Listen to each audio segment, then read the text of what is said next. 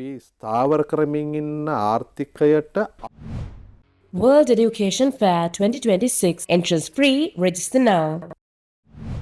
பொருளாதாரத்திற்கு குறைந்தபட்ச பாதிப்பு ஏற்படும் வகையில் நாம் நிலைமையை ஸ்திரப்படுத்தி வருகின்றோம். பாதிப்பு ஏற்படவே ஏற்படாது என்று நான் கூறவில்லை. எரிபொருள் விநியோகம் மட்டுப்படுத்தப்படும் போது பொருளாதாரத்திற்கு பாதிப்பு ஏற்படும். ஆனால் அந்த பாதிப்பை குறைத்துக் கொண்டு உற்பத்தி, ஏற்றுமதி மற்றும் சுற்றுலாத்துறைக்கு ஏற்படும் பாதிப்புகளை கட்டுப்படுத்தி பொருளாதாரத்தை கையாள்வதே இந்த நேரத்தின் சவாலாகும். எனவே பொருளாதார ஸ்திரத்தன்மைக்கு பாதிப்பு ஏற்படாத வகையிலேயே நாம் தீர்மானங்களை மேற்கொள்கின்றோம். ஏனென்றால் நாம் வீழ்ந்தால் மீண்டும் கட்டியெழுப்புவது எளிதல்ல. உலகின் அனைத்து பகுதிகளிலும் எரிபொருள் தட்டுப்பாடு நிலவுகின்றது.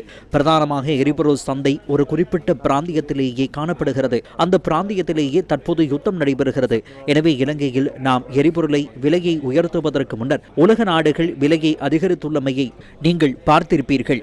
பல உலக நாடுகள் தமது நிறுவனங்கள், பல்கலைக்கழகங்கள் மற்றும் பாடசாலைகளை மூடின. 2-3 நாட்களில் அந்த நிலைமை மோசமானது.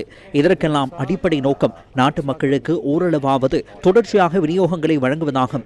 எனவே நாம் இன்னும் சில நாடுகளுடன் கலந்துரையாடி வருகின்றோம். நாம் ரஷ்யாவுடன் பேச்சுவார்த்தை நடத்தி வருகின்றோம். அரசாங்கங்களுக்கு இடையிலான இணக்கப்பாட்டுக்கு வர முடியுமா என பார்க்கின்றோம். அதேபோல நாம் கொள்முதல் செயல்முறையும் முன்னெடுத்து வருகின்றோம். எம்மால் பல விடயங்களை திட்டமிட முடியும். ஆனால் இந்த நேரத்தில் அவ்வாறு செய்ய முடியாத நிலைமை காணப்படுகிறது. கப்பல்கள் ரத்து செய்யப்படுகின்றன. இந்த நிலையில் கையிருப்பை உறுதி செய்ய வேண்டியுள்ளது. அத்தியாவசியமற்ற கொள்வனவனை குறைத்து கையிருப்பை முகாமித்துவம் செய்தால் அடுத்தடுத்த கப்பல்கள் வரும்போது இதனை மேலும் அதிகரித்துக் கொள்ள முடியும். அதனாலேயே நாம் சில நடவடிக்கைகளை எடுக்க வேண்டியிருந்தது. அதன் ஒரு பகுதியாகவே QR முறையை அறிமுகப்படுத்தினோம். முதலாவதாக சட்டவிரோதமான முறையில் எரிபொருள் சேகரிக்கப்படுவதை தடுப்பதே இதன் நோக்கமாகும். இரண்டாவது, இதன் மூலம் குறைந்தது 20 தொடக்கம் 25% வரையான எரிபொருள் கொள்வனவினை குறைப்பதை நாம் எதிர்பார்க்கின்றோம். தற்போது QR முறைமையில் இருந்து பல சிக்கல்கள் தீர்க்கப்பட்டு வருகின்றன.